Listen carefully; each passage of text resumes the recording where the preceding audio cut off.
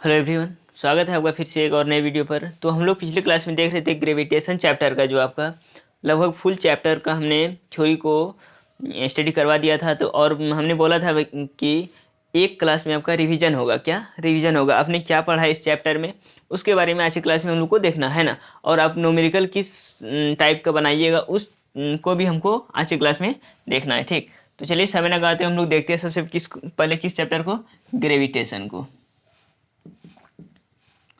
Gravitation chapter को। Gravitation chapter सबसे पहले ग्रेविटेशन यानी गुरुत्वाकर्षण बल कहेंगे किसको, यानी कि हमने बताया था कि ब्रह्मांड में हर एक पिंड किसी दूसरे पिंड को जिस बल से अपनी ओर आकर्षित करती है उसे ही हम लोग क्या कहते हैं, ग्रेविटेशन फोर्स कहते हैं, गुरुत्वाकर्षण बल कहते हैं।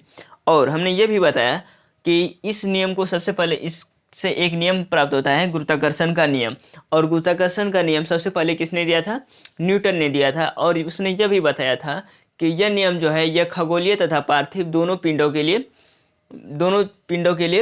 प्रयुक्त है, वहाँ इसका वैल्यू रखा जा सकता है ना। तो अब हम लोग देखेंगे मुख्य रूप से क्या कि ग्रेविटेशन का जो न्यूटन ने नियम दिया, कितने, दो नियम, यानी कि दो इक्वेशन से उसने एक नियम निकाला, F बराबर G m1m2/r²। F बराबर G m1m2/r²। वो नियम किस तरह से आता है उसको थोड़ा सा हम लोग देखते हैं डिले में, है ना। सबसे न्यूटन ने पहले क्या कहा कि यानी कि दो पिंड लिया उसने, है ना, कितना, दो पिंड लिया, एक पिंड का द्रव्यमान m1 और दूसरा का m2, और इसके बीच की दूरी r और इसके बीच की डिस्टेंस r। इसने सबसे पहले क्या बोला कि इन दोनों पिंडों के बीच का जो द्रव्यमान है, इन दोनों पिंडों का जो द्रव्यमान है वो डायरेक्टली प्रोपोर्शनल टू होगा कि इसका m1 m2 का, है ना, यानी कि इनका गुणनफल का डायरेक्टली प्रोपोर्शनल टू होगा फोर्स, ग्रेविटेशनल फोर्स। और इसको इसने इक्वेशन फर्स्ट माना। और दूसरा क्या बोला, इनके बीच का जो डिस्टेंस है, इनका बीच का जो डिस्टेंस है उसका इन्वर्सली प्रोपोर्शनल टू इसका वर्ग के व्युत्क्रमानुपाती होगा, यानी कि स्क्वायर होगा किसका, डिस्टेंस का। ठीक, और इसको इसने सेकंड माना, क्या, सेकंड माना। अब इसने बताया कि इक्वेशन फर्स्ट एंड सेकंड से इसने क्या बताया कि F is directly proportional to m1 into m2, और r² को अगर यहाँ लगाते ये इसके इन्वर्सली प्रोपोर्शनल टू हो गया, क्लियर। उसके बाद F जब ये प्रोपोर्शनलिटी का चिन्ह हटता है तो कोई ना कोई कांस्टेंट आता है, क्या, कोई ना कोई कांस्टेंट आता है। और आपको पता रहना चाहिए हम लोग ग्रेविटेशनल चैप्टर पढ़ रहे हैं, यानी गुरुत्वाकर्षण चैप्टर पढ़ रहे हैं, तो यहाँ हम लोग क्या कांस्टेंट लेंगे, जी को लेंगे, किसको, जी फॉर ग्रेविटेशनल कांस्टेंट। ठीक, उसके बाद m1 इंटू m2/r², ये आपका फॉर्मूला निकल के आ जाता है, F बराबर G m1m2/r²। लेकिन मामला यहाँ शांत नहीं होता है, मामला ये रहता है कि आपको यहाँ से ये फॉर्मूला नहीं पूछा जाएगा, आपको इस जी का फॉर्मूला पूछा जाएगा। और जी का जो आपका डायमेंशन फॉर्मूला होता है वो काफ़ी VVI होता है, उसी को लगभग आपका हर एक एग्जाम में रिपीट किया जाता है। तो उसको हम लोग देखते हैं ना, जी को देखते हैं हम लोग, है ना। अगर जी को उधर गुना कर दें हम लोग, Gm1 इंटू m2 हो जाएगा बराबर F_r²। ठीक, तो हमको निकालना क्या है, जी निकालना है, तो जी को रहने दीजिए, F_r²/m1 इंटू m2। ये आपका आ गया जी का फॉर्मूला, यानी कि सार्वत्रिक नियतांक का फॉर्मूला F_r²/m1 इंटू m2। अगर आपको बल दे दिया गया हो, बीच का डिस्टेंस दिया हो और दोनों पिंडों का द्रव्यमान दिया हो तो आप जी का वैल्यू निकाल सकते हैं, क्लियर। अब इसका हम लोग थोड़ा सा कैलकुलेशन के थ्रू इसका डायमेंशन को देखते हैं, किसको, डायमेंशन, जो आपको पूछा जाता है बार बार एग्जाम में। डायमेंशन क्या होता है, एफ है, एफ है क्या है, एफ फोर्स है भाई, तो फोर्स का क्या होता है, न्यूटन होता है। इसके लिए क्या लिखते हैं हम लोग, एन लिखते हैं, न्यूटन के लिए एन लिखते हैं। और ये आर क्या है, डिस्टेंस, डिस्टेंस कोई भी हो उसको मापेंगे हम लोग मीटर में, और r² है तो डिस्टेंस यानी कि मीटर गुना मीटर, मीटर का स्क्वायर हो जाएगा, क्लियर, अपॉन m1 एक पिंड का द्रव्यमान है और m2 दूसरे पिंड का द्रव्यमान है तो द्रव्यमान ही, उसको मापेंगे किसमें, केजी में। तो इसका 1 kg गुना इसका 1 kg, है ना, तो हो जाएगा मेरा क्या, kg²। कहीं कहीं आपको लिखा हुआ मिलेगा कि 5 न्यूटन मीटर स्क्वायर प्रति kg², तो इसी का रहता है क्या, ये यूनिट रहता है, क्लियर है। अब इसको थोड़ा सा हम लोग कैलकुलेशन और थोड़ा सा करें, है ना। तो अगर इसका डायमेंशन हमको पूछे, क्या डायमेंशन अगर हमको पूछे तो डायमेंशन क्या होता है, न्यूटन का मतलब kg मीटर पर सेकेंड स्क्वायर, kg मीटर पर सेकेंड स्क्वायर, बिल्कुल बेसिक से बता रहे हैं, आप लोग ध्यानपूर्वक देखिएगा तो समझ में आएगा, है ना। गुना मीटर का स्क्वायर है, यहाँ क्या मीटर का स्क्वायर है, अपॉन में दिया हुआ है kg स्क्वायर। क्लियर है क्या, kg²। तो हम लोग यहाँ देख रहे हैं कि 1 kg ऊपर है और यहाँ नीचे में kg² है। ठीक, तो इस kg को इस kg² से कैंसिल कर दीजिए, एक यहाँ kg बच गया। जब ये kg ऊपर जाएगा तो ये हो जाएगा प्रति kg, क्या, प्रति kg। क्लियर। उसके बाद m गुना m², m³ मीटर का क्यूब। ठीक, उसके बाद पर सेकेंड है तो पर सेकेंड स्क्वायर दे दीजिए, पर kg मीटर क्यूब पर सेकेंड स्क्वायर। इसका अगर हम लोग डायमेंशन लिखे, डायमेंशन, इसका अगर हम लोग डायमेंशन लिखे तो वो क्या हो जाएगा, kg का क्या होता है, kg के लिए लिखते हैं हम लोग मास यानी कि m लिखते हैं, और लंबाई मीटर लेंथ l लिखते हैं, और टाइम के लिए t। तो m पर पावर -1 है, l का क्यूब है, t -2 है।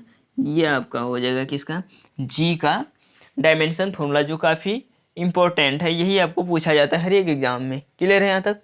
तो हम लोग ने एक फॉर्मूला से देखा कि F बराबर Gm1m2/r² से, यानी कि न्यूटन जो आपका दिया था, यानी कि ग्रेविटेशनल कांस्टेंट का जो आपका और इसमें से एक और चीज़, यानी ये जो ग्रेविटेशनल कांस्टेंट है इसका जो वैल्यू होता है वो होता है आपका 6.67 इंटू 10⁻⁻11 न्यूटन मीटर स्क्वायर प्रति kg²। ये आपको याद रखना पड़ेगा, 6.67 इंटू 10⁻⁻11 न्यूटन मीटर स्क्वायर प्रति kg²। ठीक, अब हम लोग बात करेंगे किसके बारे में, अब जो आपका दूसरा जो फॉर्मूला दिया है उसके बाद नेक्स्ट टर्म आपका आ जाता है क्या, द्रव्यमान तथा भार। क्या, द्रव्यमान तथा भार। द्रव्यमान क्या है, किसी वस्तु में उपस्थित पदार्थ की कुल मात्रा को द्रव्यमान कहते हैं। किसी वस्तु में उपस्थित कुल पदार्थ की कुल मात्रा को क्या कहते हैं, द्रव्यमान कहते हैं। अगर थोड़ा सा हम लोग उसके बारे में बात करें, द्रव्यमान तथा भार के बारे में, तो मास क्या होता है कि किसी वस्तु में उपस्थित पदार्थ की कुल मात्रा को द्रव्यमान कहते हैं। लेकिन भार क्या होता है, भार पृथ्वी जिस बल से किसी वस्तु को अपने केंद्र की ओर आकर्षित करती है, किसकी ओर, अपने केंद्र की ओर आकर्षित करती है, उसे हम लोग क्या कहते हैं, भार कहते हैं। यही डिफरेंस है द्रव्यमान तथा भार में, यानी कि मास तथा वेट में। और द्रव्यमान का अगर बात करें तो द्रव्यमान एक क्या है, अदिश राशि है। क्या है, अदिश राशि है। इसकी दिशा निश्चित नहीं होती। ऐसा हम लोग थोड़े ना कहते हैं कि मेरा उत्तर साइड में 5 kg है या पूरब साइड में 6 kg है, ऐसा नहीं बोलते हम लोग। तो द्रव्यमान में कोई दिशा फिक्स नहीं होती, इसीलिए क्या है, अदिश राशि है। ठीक, और इसका जो ऐसा ही मात्रक होता है द्रव्यमान का, वो होता है क्या, हम लोग किस में मापते हैं द्रव्यमान को, kg में मापते हैं। और द्रव्यमान क्या होता है कि आप अगर 5 kg का वस्तु अगर यहाँ है पूर्णिया में अगर 5 kg है, तो आप पटना भी ले जाइएगा तो उसमें उस वस्तु का वजन जो होगा, यानी कि मास जो होगा द्रव्यमान, वो भी कितना, 5 kg का होगा। यानी कि स्थान परिवर्तन में ये नो चेंज होता है, यानी कि स्थान परिवर्तन में नो चेंज। ये हो गया आपका द्रव्यमान यानी कि मास का। क्लियर है ना, नो चेंज। इतनी बातें थी किसकी, मास की। अब हम लोग देखेंगे किसको, द्रव्यमान को। द्रव्यमान में क्या होता है, द्रव्यमान देख लिया। अब हम लोग वेट को देखते हैं, भार को। ये क्या होता है, किसी वस्तु को पृथ्वी जिस बल से अपनी केंद्र की ओर आकर्षित करती है उसे ही हम लोग क्या कहते हैं, भार कहते हैं। ठीक, तो भार कहते हैं, तो भार एक क्या है, सदिश राशि है, क्योंकि इसका दिशा फिक्स है। पृथ्वी अपनी केंद्र की ओर आकर्षित करती है, तो केंद्र क्या हुआ, वह दिशा निश्चित कर रही है कि केंद्र की ओर ही खींचेगा ये किसी वस्तु को। ठीक, तो इसका दिशा क्या है, निश्चित है, इसीलिए क्या है, सदिश राशि है। और इसका जो ऐसा यूनिट होता है वो क्या होता है, न्यूटन होता है। क्या, न्यूटन होता है, क्योंकि ये किसी बल से किसी वस्तु को अपनी केंद्र की ओर खींचता है, और कोई भी बल हो उसका मात्रक क्या होता है, न्यूटन ही होता है। क्या होता है, न्यूटन ही होता है। और इसमें क्या होता है कि स्थान परिवर्तन पर यह चेंज हो जाता है, स्थान परिवर्तन पर चेंज, स्थान परिवर्तन पर यह क्या हो जाता है, चेंज हो जाता है। वो चेंज इसलिए होता है कि फॉर्मूला होता है W बराबर mg, W बराबर mg। मास तो चेंज नहीं होगा, नो चेंज, बट g का मान जो है वो चेंज होते रहता है। हमने पढ़ाया हुआ था कि विषुवत रेखा पर g का मान मिनिमम होता है और ध्रुव पर g का मान मैक्सिमम होता है। इसी कारण से g का मान जो चेंज होता है, g का मान जब चेंज होगा, चेंज गुना नो चेंज, तो क्या हो गया मेरा आंसर, तो चेंज हो जाएगा इसका भार भी। क्या, किसी वस्तु का भार भी वहाँ चेंज हो जाएगा, किसमें, वेट में। ठीक, तो मास में देखें नो चेंज और भार में देखें चेंज।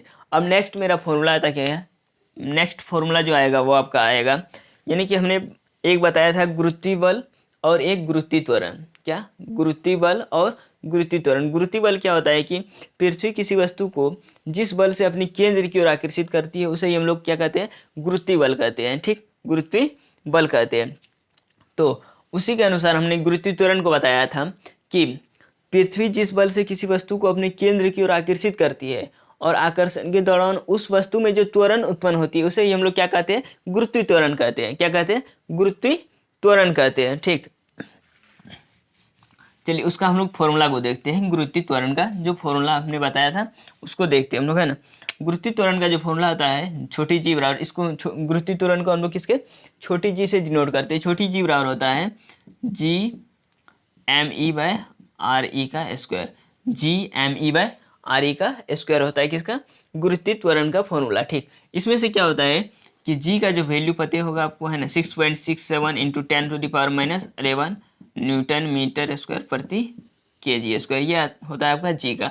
एम ई यानी कि mass of earth, mass of earth यानी कि पृथ्वी का द्रव्यमान।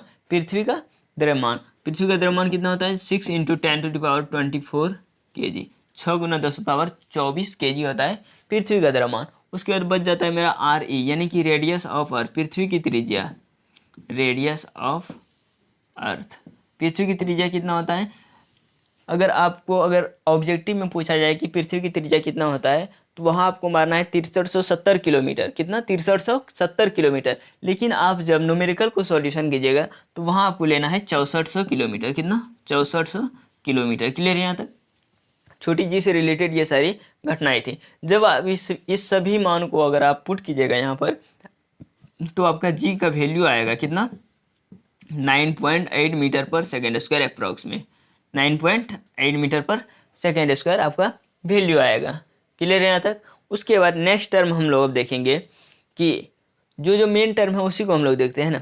उसके बाद हमने पढ़ाया था वी ओ यानी कि ऑर्बिटल वेलोसिटी, कक्षीय वेग के बारे में हमने बताया था। कक्षीय वेग में क्या होता है कि कक्षीय वेग का आपका फॉर्मूला होता है क्या? कक्षीय वेग का वो होता है कि वी नॉट बराबर क्या? G root under G M by R, root under G M by R. इसको हमने थोड़ा सा कैलकुलेट करके बताया था।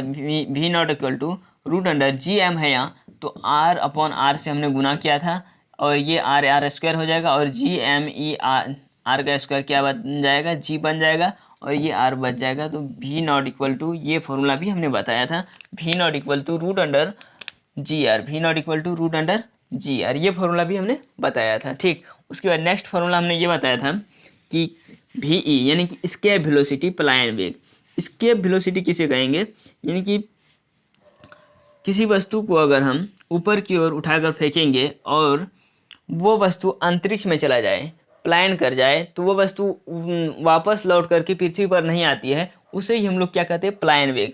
वो पलायन वेग कहते हैं उसे ही हम लोग, है ना। तो पलायन वेग का जो फॉर्मूला बताए थे हम, वी ई बराबर root under 2 g m by r, root under 2 g m by r. इसको हमने थोड़ा सा कैलकुलेट करके बताया था। वी ई यानी कि इसके वेलोसिटी बराबर रूट अंडर 2 को रहने दिया जी एम, यानी कि यहाँ भी अगर आर अपॉन आर से अगर आप गुना करते हैं तो जी एम अपॉन आर ई का स्क्वायर बन जाएगा जी और ये बन जाएगा आर। तो ये मेरा फॉर्मूला हो गया वी ई बराबर root under 2 g r, v e बराबर रूट अंडर 2 जी आर। अगर आप लोग नए हैं चैनल में तो सबसे पहले अगर आपको पसंद आ रहा है क्लास तो आप सबसे पहले लाइक कर दीजिएगा और अगर आप न्यू है तो चैनल को सब्सक्राइब कर दीजिएगा, क्योंकि अगर 1K का फैमिली होगा तो हम लोग क्या लाइव डायरेक्ट पढ़ेंगे, है ना। और जो भी आपका डाउट होगा वो डायरेक्ट पूछ सकते हैं आप हमसे, है ना। चलिए, तो वी ई बराबर रूट अंडर 2 जी आर, इतना देख लिया हम लोग। अब हम लोग को नेक्स्ट क्या देखना है, तो लगभग हम लोग इस चैप्टर का मुख्य जो बातें थी वो हम लोग देख चुके थे। और कुछ टर्म था क्या, जैसे कि हो गया कि लिफ्ट के बारे में हमने बताया था, तो लिफ्ट का वीडियो पड़ा हुआ है, वो उसको आप लोग वहाँ से वॉच कर सकते हैं, क्योंकि ज़्यादा टाइम लेने का कोई मतलब नहीं बन रहा है, क्योंकि हमने ये सब ऑलरेडी इस चैनल पर इस सब का topics wise topics video upload कर चुका है, तो वो आप लोग देख सकते हैं।